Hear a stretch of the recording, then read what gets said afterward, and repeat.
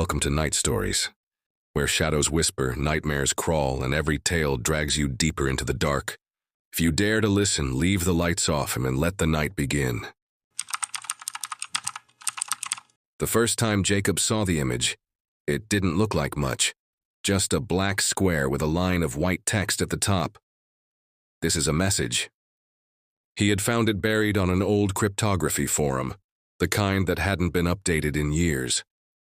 Most of the posts were dead links and forgotten threads, but this one glowed at the top, time-stamped as if it had been written only minutes ago. He clicked. The image was simple, too simple, and yet something about it clung to him. A rattle at the base of his skull, a low itch in his thoughts.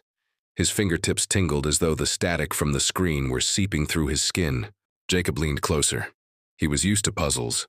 His father had given him ciphers and crosswords as a child, training him to find patterns where none should exist. This, though, was different. The black square wasn't entirely flat. If he tilted his screen just so, faint ridges appeared, subtle variations in shade. Hidden text, perhaps.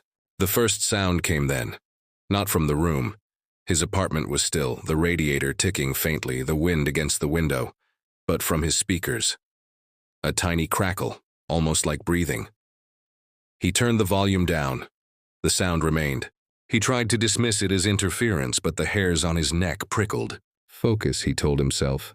The pattern revealed itself slowly. Within an hour, he had traced coordinates embedded in the noise of the pixels. A location, an intersection he knew well, just 3 blocks from his apartment. Jacob stared at the address glowing on his notepad. His chest felt hollow, air too thin. Who would choose a location so close? He closed the laptop, shutting the room into silence. But silence didn't follow. It was then that he noticed the smell. Iron, faint but unmistakable, as though someone had been handling coins just before touching his desk. He rubbed his palms together. Nothing. Still, the metallic tang lingered, threading through the stale air of the apartment. He told himself he wouldn't go. That night, he stayed in bed, tossing in restless intervals, half dreaming of grids and lattices, black squares nested within each other. The radiator hissed. The ticking clock seemed too loud. Every time he shut his eyes, he saw that white text, "This is a message." By morning, his resolve had crumbled. The intersection was quiet when he arrived. A set of worn brick buildings, a laundromat with a flickering sign, and a boarded-up bookstore whose windows reflected the early evening sky. A single streetlight hummed overhead, painting the sidewalk in a pale cone of yellow. Jacob lingered at the edge of the light, pulling his coat tight. A thin drizzle made the air taste like rust. The smell was stronger here, unmistakable now, metal and wet stone. He thought of the apartment again, of the way the scent had seemed to follow him. He scanned the street. Nothing unusual. Just the faint scuttle of leaves and the steady drip of water from a broken gutter. And then he saw it. Taped to the lamppost at eye level, a single sheet of paper. The image. That same black square, the white text, printed cleanly on bright paper that hadn't yet wilted from the damp. No one else was around. He reached out. The paper was cold, slick with moisture. Turning it over, he saw words scrawled on the back in precise, almost mechanical handwriting. "We are looking for you." His heart lurched. The letters were sharp, etched into the paper with such pressure that they had torn faint grooves. Jacob shoved the page into his pocket and stumbled back into the shadows of the laundromat awning. His breath clouded the air. The sound came again, not from his phone, not from the street. From the lamppost itself, as if the metal were resonating with a low, pulsing hum. He stepped closer, pressing his ear to it. Beneath the static, he thought he heard something like voices. Distant, layered, impossible to separate. His hands shook as he pressed his palm against the post. The vibration traveled up his arm, into his bones, rattling through his ribs. And then, silence. The hum stopped, the drizzle lightened. The street returned to stillness. But Jacob felt something remain inside him. A weight lodged just below his sternum, as if the sound had left a fragment behind. He turned desperate to go home and froze. Across the street, a man stood perfectly still. No umbrella, no coat. Rain soaking into his thin shirt. His head tilted slightly as though listening. Jacob squinted. The man's features were wrong, soft in places, blurred as though seen through warped glass. When the streetlight flickered, for an instant Jacob swore he saw not one man, but several overlapping, their shapes tangled together. The figure raised its hand, slowly, deliberately. Not a wave, an invitation. Jacob's throat tightened. His legs refused to move. The man, or men, smiled. The expression was stretched too far, almost cracking the skin. Then the light overhead buzzed, dim to nothing, and the intersection collapsed into darkness. Jacob didn't breathe. When the light sputtered back on, the street was empty. But the paper in his pocket had changed. It no longer read, "We are looking for you." Now, in that same precise hand, the words carved themselves into him. "You are chosen," harder, shifting like it resisted being fixed. His phone buzzed on the table. A text from Hannah. "You awake? Please don't shut me out again." He wanted to answer, to confess that he was in over his head. But another sound cut through the silence. A faint scratching from the inside of his apartment door. Not a knock, not metal on wood. Something softer, like the brush of many legs. Elliot froze. The sound came again, deliberate, slow. Scritch, pause, scritch. He reached for his phone, but the screen had gone black, though he'd just seen Hannah's message. He pressed the button. Nothing. The device was dead. The scratching stopped. In the silence, Elliot realized he could still hear the faint ticking he thought was in his head. Only now, it was not faint at all. It was inside the room. Jacob barely remembered walking home. The paper in his pocket felt like a live thing, heating through the fabric of his coat, pulsing faintly against his thigh as though it were synced to his heartbeat. By the time he bolted his apartment door behind him, his clothes clung damp to his skin, and his nerves trembled raw. He peeled the page free with shaking fingers. The ink hadn't run in the rain.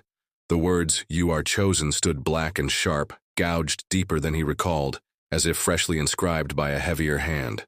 Jacob set the paper on his desk and stepped back, pacing the narrow space of his apartment. The radiator groaned. The pipes clicked like teeth behind the walls.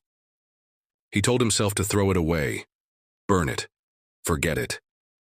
But his eyes kept dragging back to the black square. The image seemed darker now, absorbing the light around it. Its edges had softened into something almost porous, like the surface of velvet. That itch returned at the base of his skull, the sense that something in the picture waited for him. He powered on his laptop. The glow felt harsh against the dim apartment, but he opened his notes from earlier, retracing his process. Coordinates, yes, but perhaps more. He dropped the file into a steganography tool, heart thudding. For minutes nothing, then a flicker. Hidden beneath the pixels, a string of numbers and letters. Long, ordered, precise. Jacob copied them into a cipher program. The solution was a line of text. "Look beneath what you hold." Jacob's stomach tightened. He looked back at the page. Beneath? He turned it over in his hands, nothing but damp paper. He lifted it closer, pressing his thumb against the back. It crinkled softly, resisting. No, thicker than it should be. Carefully he peeled the two layers apart. Something small slid out onto the desk with a faint metallic tink. A key. Not the ordinary kind. This one was old, brass-worn smooth with age. Its teeth were jagged in an unfamiliar pattern, the bow flattened into a circle stamped with an indistinct symbol, half eroded. Jacob touched it gingerly. It was cold, almost wet, as though it had been lying underwater. The metallic tang rose again, sharp in the back of his throat. Sleep became impossible after that. He sat through the night with the key on the desk, staring at it between shallow breaths, his apartment walls closing in with every tick of the clock. The radiator hissed like whispers. At times he thought he heard someone pacing in the apartment above him, though that space had been empty for months. By dawn his eyes were raw, his body brittle with exhaustion. He wanted desperately to walk away, yet something coiled tight inside him. A compulsion, almost hunger. He couldn't abandon the puzzle now. Jacob dragged himself to work late, clutching the key in his pocket, his mind elsewhere. His co-workers barely noticed. Most of them had long since written him off as quiet, withdrawn. He worked IT support, days filled with forgotten passwords and overheated laptops. a job that required little of his mind but drained him nonetheless. At lunch, he found himself alone in the break room. The key burned against his palm. He thought again of the symbol etched faintly into it. He borrowed the office scanner. Zoomed in, contrast sharpened. The design became clearer. A circle bisected by a single vertical line. Stark, almost ritualistic. He uploaded the image to a search engine. No direct results. But in obscure cryptography forums, threads surfaced. Posts about the puzzle. Not Cicada 3301. Older, deeper. Whispered about as a predecessor. An invitation. No one agreed on who made it. Some claimed it was an intelligence test. Others swore it was a recruitment tool. But a few wrote, in tones half mocking, half afraid, that it wasn't human at all. Jacob scrolled with shaking hands. One user's words rooted him to his chair. You don't find the invitation, it finds you. If you receive a key, do not use it. The lock is not meant for us. That night Jacob dreamed, or thought he dreamed, of the laundromat corner again. He was standing beneath the humming streetlight, the rain colder, sharper. Across the street, the blurred man waited. This time, when the figure lifted its hand, Jacob saw what it held. A lock. Its surface was the same brass as his key, glistening with wet. The figure pressed it to its chest, then raised it high, mouth opening wide. Not a smile, not teeth, just darkness. Jacob woke with a cry, sweat chilling his skin. The key lay on his nightstand, though he swore he'd left it on the desk. And now it wasn't dry. It dripped onto the wood, each drop leaving a faint rust-colored stain that spread like veins. The next morning, a package waited outside his apartment door. No return address. Inside, wrapped in plain brown paper, was a small battered padlock. Its teeth matched the key. Jacob froze, the package trembling in his hands. His phone buzzed. A new message, unknown number. One line of text. Use it? Jacob set the package on his kitchen table and stared at it as though it might move on its own. The battered padlock lay heavy in his palm, its brass body scarred, edges darkened as if it had been left to corrode somewhere damp for years. It shouldn't have fit. Not in his life, not in his apartment, not in the quiet, predictable rotation of his days. But the key in his possession slid into the lock's mouth with a familiarity that sickened him. A part of him wanted to throw it all away. Key, lock, paper, every trace of it. Toss them into the dumpster and scrub his mind clean. But another part, quieter and stronger, whispered, "You've already been chosen, it won't stop now." The whisper didn't sound like his own thought. Jacob worked through the day in a fog. Every keystroke at his desk felt muffled, distant. The lock weighed heavy in his bag, thumping softly against his hip whenever he shifted. His co-workers floated around him, pale shapes speaking in muffled voices. When 5 o'clock came, he didn't even remember walking home. The city passed like a blurred reel, headlights smearing into streaks, rain slicking the pavement into rivers of light. By the time he stepped back into his apartment, his body was trembling with exhaustion and anticipation, a current running through his bones.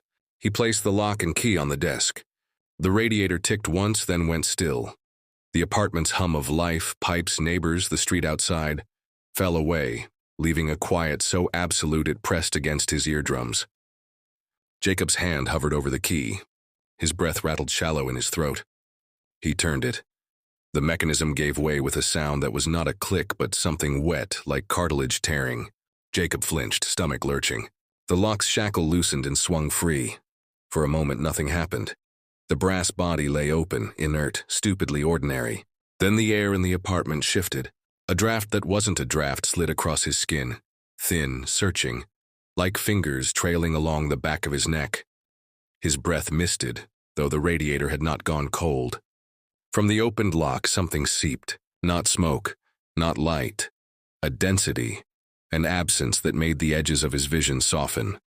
The space around the desk seemed to bend, as though the lock exhaled a shadow deeper than the room could contain. Jacob staggered back, knocking into his chair. His chest tightened as though the air had thickened, his lungs straining for purchase. And then sound, faint at first, like a distant recording played backward. A chorus, layered and low, resonating from the brass cavity of the lock itself. Not words exactly, but shapes of words, syllables twisting in his ears. Jacob's skin crawled. The voices were not speaking to him, not yet. They were searching. The shadows bent toward his wall. Jacob froze, heart clawing at his ribs as the darkness collected into a shape just above his desk. It wasn't a figure, not fully. More like an impression pressed into the air, lines too sharp to be natural, angles where no angles belonged. And then it stilled. The voices cut off. Silence returned, heavy, suffocating. Jacob's body shook. His throat was dry, every breath a rasp. He reached out with trembling fingers, pushing the lock shut. The shackle clamped down. The darkness recoiled instantly, folding into itself with a soundless snap. The apartment flooded with the ordinary again. The hiss of the radiator, the hum of the fridge, the muffled bark of a dog from the street. But Jacob knew nothing was ordinary anymore. Because on the wall above his desk, where the shadows had bent and pooled, a mark remained. A circle bisected by a vertical line, etched into the paint, carved as if by unseen hands. Jacob pressed his palms into his eyes until sparks flared, forcing air into his lungs. He told himself to stop, to run. But when he lowered his hands again, the mark stared back, undeniable. And his phone buzzed on the desk. Another message, same unknown number. Now we can begin. Jacob stopped sleeping. Not for lack of trying. He would lie in bed for hours, eyes closed, exhaustion gnawing at his skull. But the moment he hovered on the edge of sleep, the voices stirred. Not loud, not intrusive at first. Just a murmur threading the silence. Not outside, not inside either. Somewhere between. And always the same sensation. A weight pressing the air as though something leaned over him in the dark, watching his breath. By the third night he gave up pretending. He sat at his desk instead, staring at the carved symbol on the wall. It had not faded. If anything, it had deepened. The grooves more pronounced, the circle darker, as if the plaster itself were bruising around the cut. The lock lay before him. He dared not open it again, though the urge swelled in him like hunger. Instead, he waited, knowing something would come. It did. At 2:17 a.m., his phone lit with another message. Follow the mark. Jacob looked up. The carved symbol on the wall seemed to ripple faintly, the paint quivering as though stirred by breath. He rose, the phone shaking in his hand. Every instinct screamed to stay put, but his body moved anyway, drawn by that same compulsion that had kept him at the desk, that had driven him to insert the key. The mark wasn't flat anymore. It bulged imperceptibly at first, then more clearly, a slight protrusion from the wall, pushing outward like something pressing from the other side. He touched it. The plaster was cold, damp. His fingertips tingled. A hollow thud answered from within the wall. Jacob jerked back, heart stuttering. Another buzz from his phone. Beneath. The basement of his building was the kind of place tenants avoided. Damp, low-ceilinged, filled with the stale reek of mold and rust. The stairwell smelled of wet stone, the kind of smell that clings to your clothes, your hair, your lungs. Jacob descended, each step creaking too loud in the silence. The light overhead flickered once, then steadied. A single bulb glared down into the narrow space, illuminating cracked concrete, abandoned furniture draped with yellowing sheets, and a scattering of broken tools. He stopped at the far wall. The concrete there was different, darker, stained as though water had seeped through. And carved into the stone, faint but unmistakable, was the same circle and line. Jacob's breath clouded. The air here was colder, unnaturally so. His fingers traced the carving. The grooves were deep, not chiseled but somehow burned, the stone around them rough and brittle. His phone buzzed again, this time a string of numbers. Coordinates, no doubt. He copied them into his notes. The location it revealed wasn't far. A park on the edge of the city, thick with trees and long shadows. Jacob staggered back, phone clutched tight. The voices returned then. Not from the lock this time, not from the walls. From the basement itself. Low and layered, rising from the concrete floor. Not loud enough to make out, but urgent. Murmuring in overlapping cadences. The smell of iron was stronger now. Metallic and wet. As though something had bled into the air. Jacob backed toward the stairs, shaking his head. No. He whispered, though his voice broke halfway. No more. The light bulb overhead popped. Darkness flooded the basement. And in that thick silence, the voices shifted. They weren't murmurs anymore. They were chanting. The rhythm throbbed through the stone, into Jacob's legs, rattling his bones. He bolted up the stairs, stumbling, scraping his shoulder on the wall. The chant followed, rising, almost jubilant. By the time he slammed his apartment door behind him, his lungs were fire, his shirt clinging damp to his skin. The chant had stopped. The building was silent again. But the key and lock were no longer on his desk. They were waiting on his bed, and between them, resting on the sheets like an offering, lay a folded piece of paper. He unfolded it with trembling hands. One word: tomorrow. Jacob stood at the edge of the park just as dusk began to bleed into night. The city around him felt hollow, the streets quieter than usual, as though it had held its breath. He clutched the folded paper in his hand. The single word tomorrow now felt like a countdown pressed directly against his skull. The park itself was dense with trees, their branches tangled and skeletal, leaves slick with recent rain. Shadows stretched long, twisting across the wet grass. A mist rose from the ground, thin at first, then curling around his ankles like ghostly fingers. He had no idea what he expected to find. A meeting, a person, or something worse. But each step he took toward the coordinates pulled him deeper into the park, and deeper into the pull that had begun the moment he touched the lock. The first signs appeared as he approached the center of the park. Scraps of paper, black squares with white text, taped to tree trunks, glinting faintly in the dying light. Some bore ciphers, some grids, some strange symbols that seemed to shift when he blinked. Jacob bent to examine one. His fingertips brushed the paper and he recoiled. The paper was wet, warm, and sticky, as though it had been handled moments ago by something breathing. The metallic tang he had come to associate with the key was here too, sharper than ever. A soft crunch sounded behind him. Jacob spun. The trees were empty, yet the sound came again, deliberate and measured. Footsteps, not human, he could tell, though he had no words for the difference. The rhythm was uneven, curling into silence, then starting again like some creature testing his resolve. He followed the trail. Each black square revealed another clue. A symbol etched into bark here, a line of numbers hidden in the knots of a tree there. The puzzle was becoming physical, tactile. He could feel the pull of it in his bones. By the time he reached the clearing marked on the final piece of paper, darkness had settled fully. A thick, almost tangible layer pressing down on the grass. The clearing was circular, a natural amphitheater ringed by trees. In the center, a single stone table, slick with rain, its surface carved with the same circle and line symbol. Jacob's heart raced. The key, heavy in his pocket, burned like fire. Then he saw the others. Figures stepped silently from the shadows one by one. Not many. 5, maybe 6. Their faces were pale in the dim light, eyes glinting unnaturally.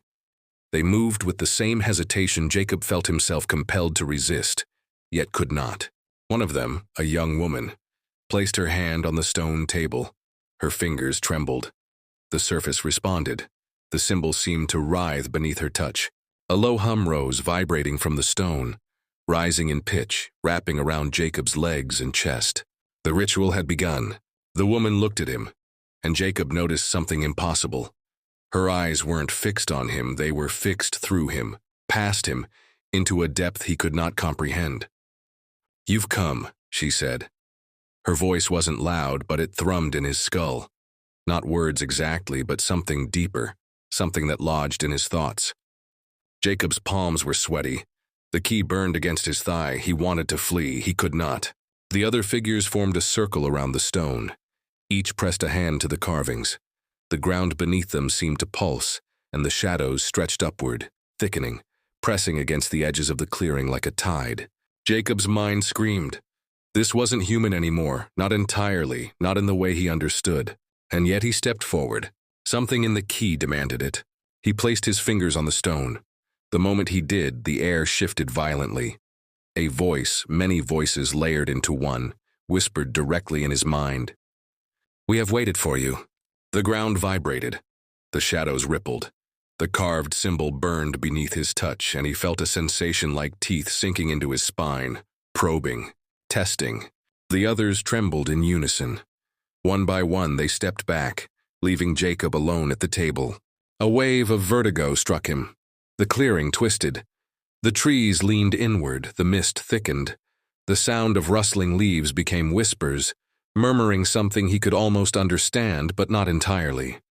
And then the key left his pocket. It floated, hovered above the stone, turning slowly, rotating as though inspecting him, weighing him, judging. Jacob's knees buckled.